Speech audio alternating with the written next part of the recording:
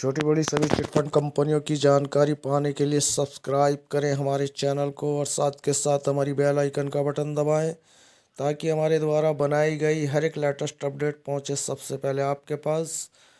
तो चलिए दोस्तों शुरू करते हैं आज की जो हम मध्य प्रदेश की एक लेटेस्ट अपडेट लेकर आए हैं। ये अपडेट दोस्तों एक ऐसी चिटफंड कंपनी की अपडेट है जिसमें 80 करोड़ रुपए की एक चिटफंड घोटाला किया गया और इस चिटफंड घोटाले के करने वाले पीओडब्ल्यू डी यानी कि पीडब्ल्यूडी मंत्री गोपाल भार्गव के बेटे अभिषेक भार्गव पर 80 करोड़ रुपए के कथित चिटफंड घोटाले में शिकंजा कसा जा सकता है। इस मामले में सुप्रीम कोर्ट के बाद अब ईडी यानी कि प्रवर्तन निदेशालय की एंट्री हो गई है। प्रवर्तन निदेशालय ईडी ने 80 करोड़ के कथित श्रद्धा सबूरी कमोडिस प्राइवेट लिमिटेड के चिटफंड घोटाले की जांच शुरू कर दी है। इस मामले में कंपनी के कथित रूप से जुड़े रहे नितिन वचेला ने सुप्रीम कोर्ट में दोबारा खोले जाने को लेकर याचिका भी दाखिल कर दी है। यानी कि ये मामला कुछ पुराना है और इस पुराने मामले में यहाँ पर एक याचिका भी डाली गई है इस मामले को खोलने के लिए, क्योंकि ऐसा लगता है ये मामला यहाँ पर लीपा पोती कर कर बंद कर दिया गया होगा। पूरी खबर क्या है चलिए देखते हैं। एक तरफ ईडी और दूसरी तरफ सुप्रीम कोर्ट के बाद ये कहना गलत नहीं होगा कि पीडब्ल्यूडी मंत्री मिनिस्टर गोपाल भार्गव के बेटे अभिषेक भार्गव कथित चिटफंड घोटाले मामले में बुरी तरह से घिरे हैं। दस्तावेजों के मुताबिक अभिषेक इस कंपनी के बतौर डायरेक्टर जुड़े हुए थे, लेकिन फिलहाल इस केस में उन्हें हाई कोर्ट से राहत मिली हुई है। मामले में गिरफ्तार किए गए दूसरे आरोपियों ने अभिषेक की गिरफ्तारी नहीं होने और उन्हें आरोपी नहीं बनाए जाने को लेकर सवाल खड़े किए थे। हालांकि अब ईडी ने नए सिरे से मामले की जांच शुरू की है। ऐसे में अभिषेक भार्गव पर फिर से शिकंजा कसा जा सकता है, यानी कि इससे पहले भी ये जेल जा चुके हैं। केस को नए सिरे से खोलने की याचिका। जी हाँ दोस्तों, ये बड़ी इस वक्त यहाँ पर ईडी ने रायसेन पुलिस से केस की एफआईआर की कॉपी और अन्य दस्तावेज पत्राचार के माध्यम से मंगाए थे रायसेन की पुलिस से। जी हाँ दोस्तों, जहाँ ये मामला दबाया गया था जो कि रायसेन पुलिस ने उन्हें मुहैया करा दिए हैं। रायसेन एसपी विकास कुमार ने टीवी 9 से फ़ोन पर हुई बातचीत में बताया कि ईडी से बीते 1 से 1.5 महीने से पत्राचार चल रहा था, जिसके बाद उन्हें एफआईआर की कॉपी मुहैया करा दी है। यानी कि बड़ी एक कोशिशों के बाद ये एफआईआर की कॉपी यहाँ पर मुहैया कराई गई। वहीं नितिन वचेला ने सुप्रीम कोर्ट में 3 जनवरी 2022 को केस को नए सिरे से खोलने के लिए याचिका की है। पूरा मामला करोड़ों के चिटफंड घोटाले का तो है ही, साथ ही पीडब्ल्यूडी मिनिस्टर के बेटे अभिषेक भार्गव को आरोपी नहीं बनाने को लेकर कई सवाल खड़े होते हैं। बता दें कि साल 2022 में रायसेन, भोपाल, सागर और अन्य जिलों में श्रद्धा सबूरी कमोडिस प्राइवेट लिमिटेड कंपनी ने पैर पसारना शुरू किया था। कंपनी ने करीब 400 निवेशकों की कमाई को दुगने करने के बहाने से उन्हें कथित तौर पर 80 करोड़ रुपए की ठगी की थी। इन निवेशकों में ज़्यादातर सेनावृत्ति अधिकारी, महिलाएं भी शामिल हैं। पीड़ित निवेशक जब तय वक्त पर अपना पैसा मांगने के लिए कंपनी के दफ्तर पहुंचते हैं तो वहां पर वही ताला लटका हुआ नजर आता है, जैसा कि होता है। आगे खबर यह है कि अक्टूबर 2015 में रायसेन कोतवाली का घेराव किया और कंपनी के खिलाफ एफआईआर दर्ज कराई। पुलिस ने श्रद्धा साबूरी कमोडिस प्राइवेट लिमिटेड के प्रबंधक बसंत उपाध्याय, निखिल वचेला, विपेंद्र भदौरिया समेत कंपनी के दूसरे अधिकारियों को आरोपी बनाया और उन्हें गिरफ्तार भी किया।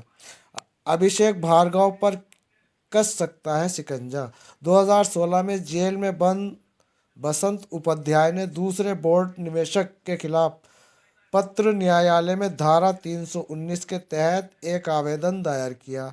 उन्होंने कहा कि कंपनी की जिम्मेदारी अभिषेक भागवत के पास है, यानी कि जिसका नाम उसमें नहीं मिला, लेकिन यहाँ पर वो कह रहे हैं कि ये पूरी जिम्मेदारी कंपनी की अभिषेक भार्गव के पास है, जिसके दस्तावेज मौजूद हैं।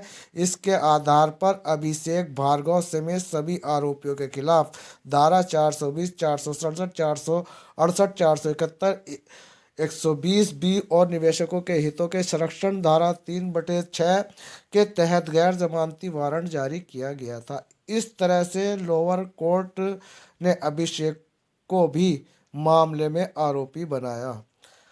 इस मामले में मंत्री के बेटे अभिषेक भार्गव ने सरेंडर किया और सितंबर 2016 में 50,000 रुपये का जमानत बॉन्ड और 30 लाख रुपए की एफडी जमा करने पर अभिषेक को जमानत मिल गई।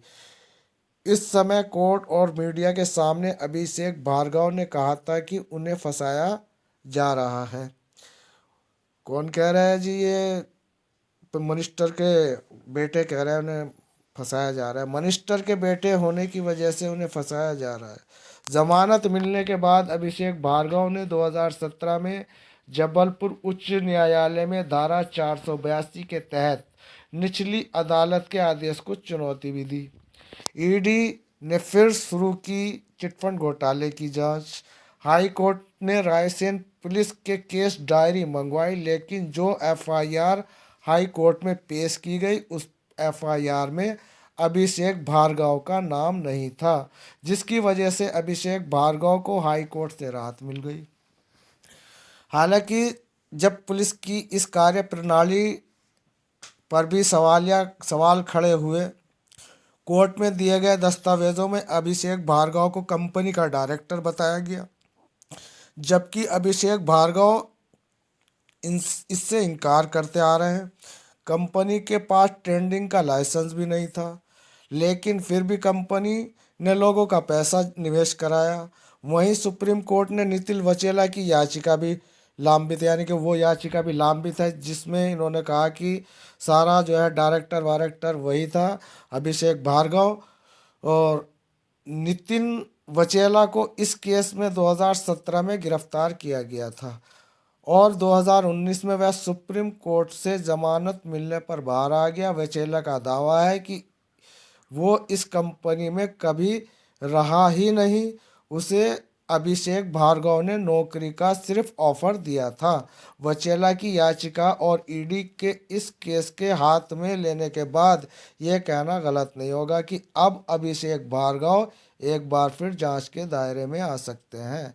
तो दोस्तों, आप देख रहे होंगे कि किस तरीके से यहाँ पर चिट फंड कंपनियों का मकड़जाल बिछाया जाता है, और वो भी ऐसे ऐसे जो पीडब्ल्यूडी के बहुत बड़े बड़े, ये समझिए कि गवर्नर हैं और इतनी बड़ी बड़ी मतलब पोस्टों के बच्चे यहाँ पर चिटफंड का घोटाला कर रहे हैं और उनको क्लीन चिट दे दी जाती है, उनकी ज़मानतें हो जाती हैं। 50,000 या 60,000 के मामूली से मुचलकों पर उन्हें छोड़ दिया जाता है और 80 करोड़ का लाभ जो इनको मिला है उस पर कोई किसी तरीके की यहाँ पर निवेशकों के हितों में कोई ऐसी अपडेट नहीं दी गई। क्योंकि अपडेट क्या मिलती है, अभी तो यहाँ पर इन लोगों के ये केस जो चल रहे हैं उनको जो आंख मिचौली यहाँ पर चल रही है उसमें निवेशकों के हित दबे हुए हैं। अभी सभी ज़मानतों पर बाहर हैं और निवेशकों का पैसे मिलने का एक अगर थोड़ा बहुत इस वक्त किरण नज़र आ रही है, तो ईडी के द्वारा जो जांच घोटाला की दोबारा से जांच की जा रही है, उसमें रायसेन पुलिस को जो केस डायरी मिली है उसमें अभिषेक भार्गव का नाम नहीं है। इसी को लेकर एक बार फिर यहाँ पर ईडी की जो जांच चल रही है उसमें हो सकता है निवेशकों का कुछ उद्धार हो, लेकिन यहाँ पर निवेशकों के लिए कुछ अपडेट नहीं दी गई। तो दोस्तों, मिलते हैं फिर किसी नेक्स्ट न्यू अपडेट में। धन्यवाद। जय हिंद, जय भारत।